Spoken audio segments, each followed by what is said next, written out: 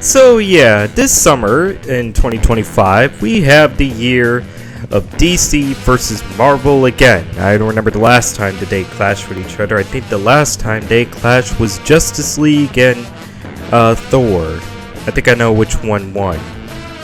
But this year they're clashing again with James Gunn's Superman and Fantastic Four. I honestly don't know who the fuck this director is. It wasn't me, I said it. Just listen to me once.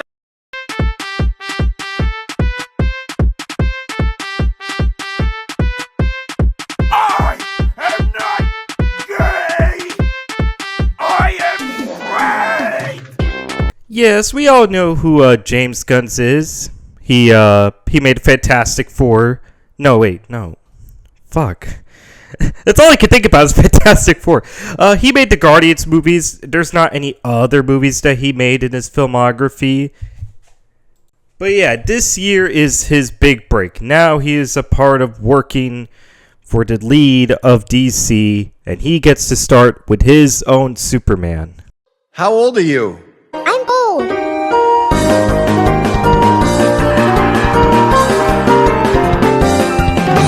Look, man. I like James Gunn. He made the Guardians movies. Those were pretty good. I also liked his Suicide Squad movie. That was also pretty good. He has other two movies I'll maybe check out.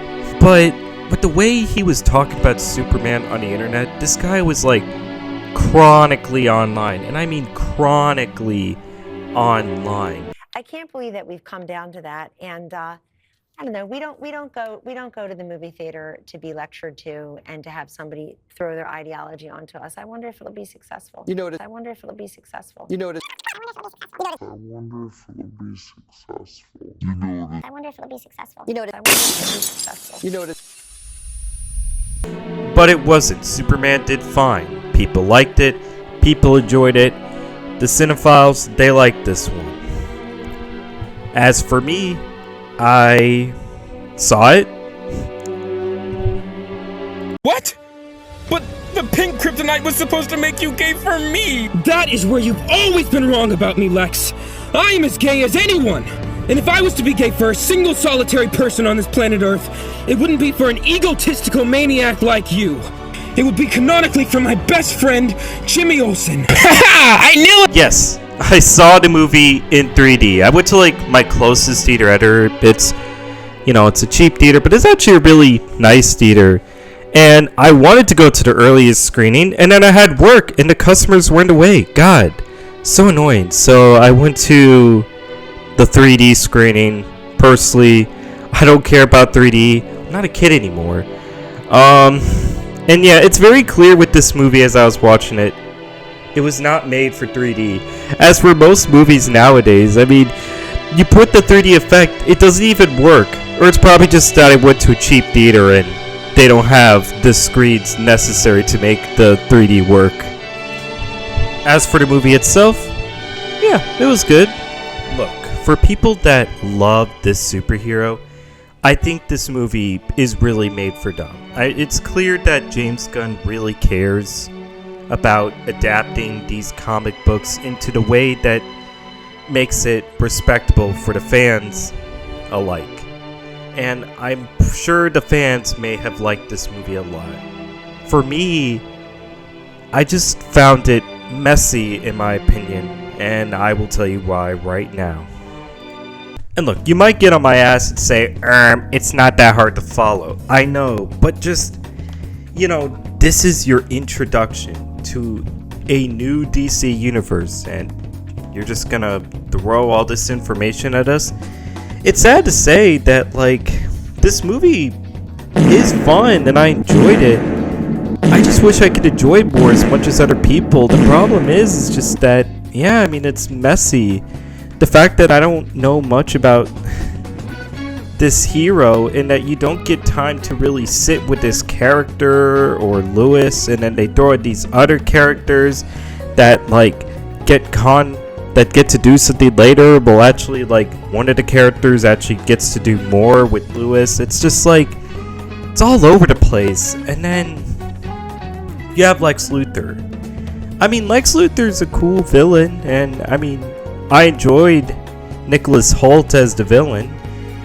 But it's also like we don't really also get to establish him as much of a villain. It's just, welp, you already know, so we're just gonna throw you in. You don't really get to feel much for what he's doing since you just already see him there. It's already present. He's already established, and the only way that you do establish much of a character about him is just through exposition. And I'd say that with most of the characters.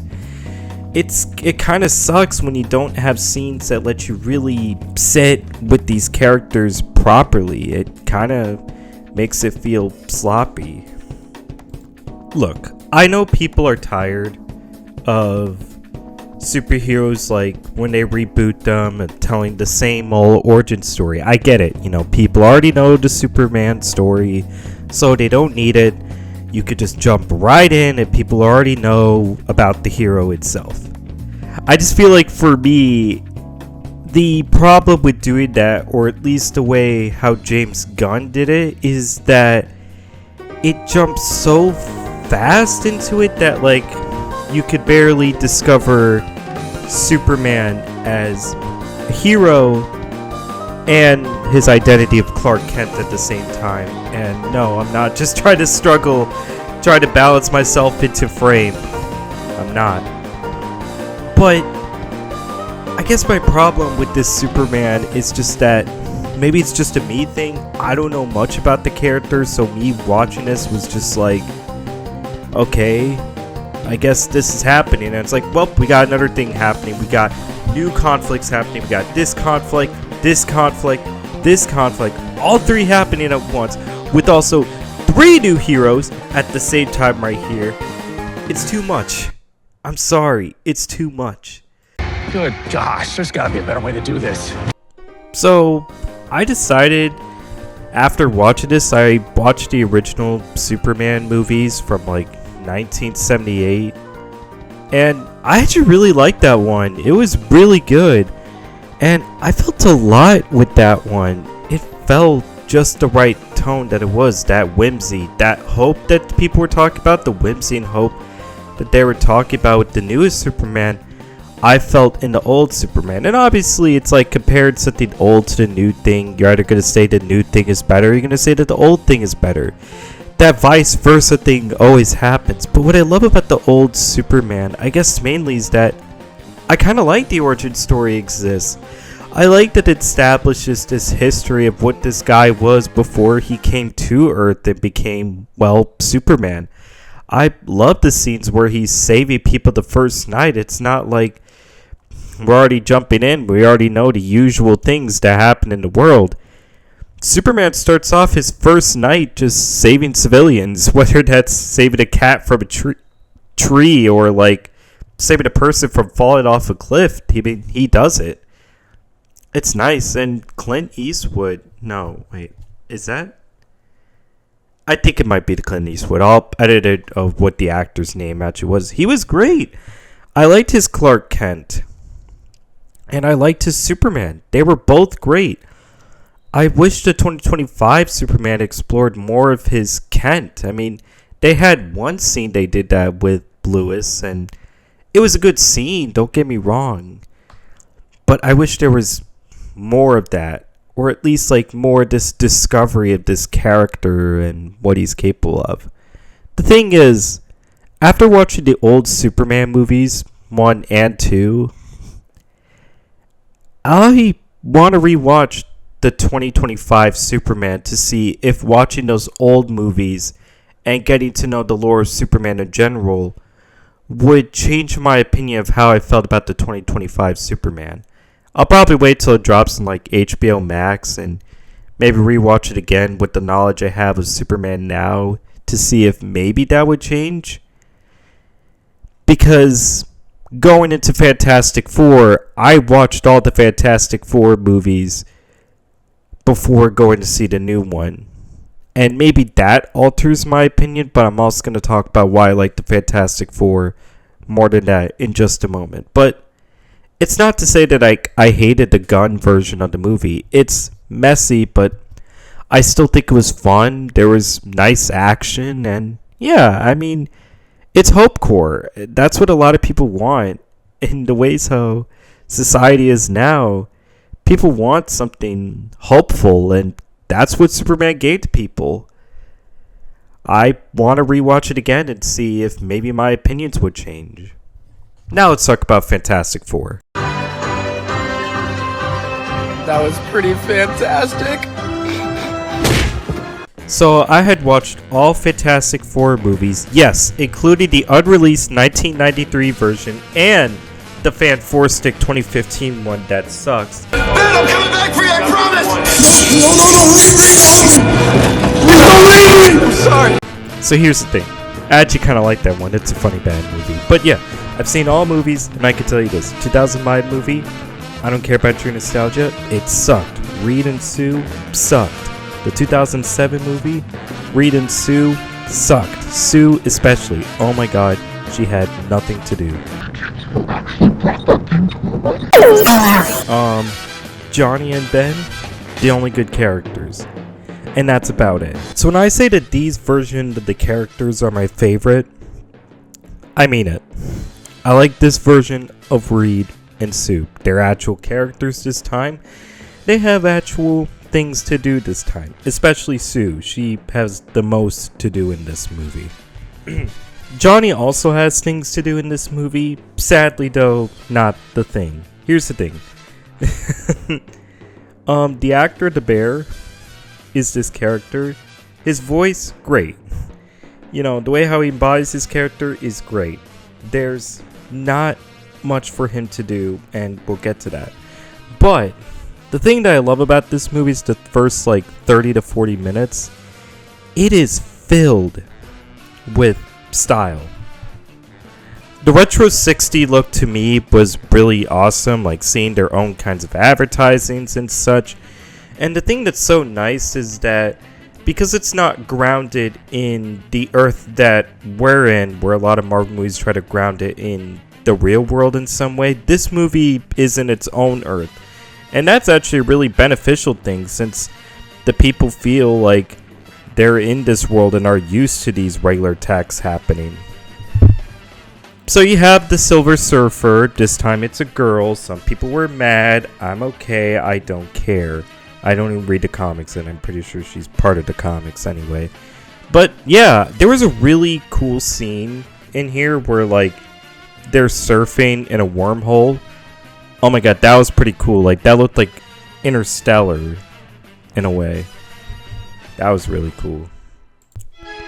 And then there's Galactus. Personally, in my opinion, I was kind of surprised that they even incorporated this guy in it. Again, I never really read the comics, but the way that they incorporated this character, I'm gonna be honest, was a bit weak. I don't really like how they handled using this villain.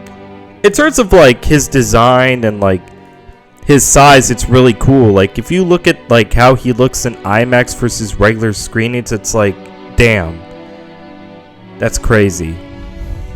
And yeah, I mean, he looks cool, he sounds threatening. The actor that they got was actually a pretty good choice. But yeah, I mean, my issue was just how they incorporated him and how the characters defeat him was just To end this video off, I enjoyed Fantastic Four more than Superman. I thought it was a more organized film. I enjoyed the characters more, even some of the action a bit more. Although I would say Superman has a better third act. I do want to rewatch Superman again, and maybe now with the knowledge that I have with the old movies, and maybe in the future before they release it on streaming, I'll probably watch the TV shows or read some comics or something. I don't know. Maybe I'll like this 2025 Superman movie again. I mean, I got the popcorn bucket, but I bought it for the wrong movie. So, yeah, who knows? But yeah, I enjoyed Fantastic Four a lot more. I think it's the best Fantastic Four movie, and it took them 4 tries, unless if you count the 1993 Fantastic Four movie you could watch online somewhere. Then yeah, it took them 4 tries to finally get it right. The thing is, what I want to get out of this is, Fantastic Four felt like, to me, a step in the right direction for Marvel and how they can treat these characters. I would hope future movies treat them like this, but it's hard to tell with Doomsday. I feel like that movie's just gonna be so terrible. But whatever's gonna happen is gonna be a bumpy road from there. But in general, I'm glad people like their superheroes this year. I enjoyed mine this year. Invincible. I enjoyed Invincible this year. That's the end of the video. Bye.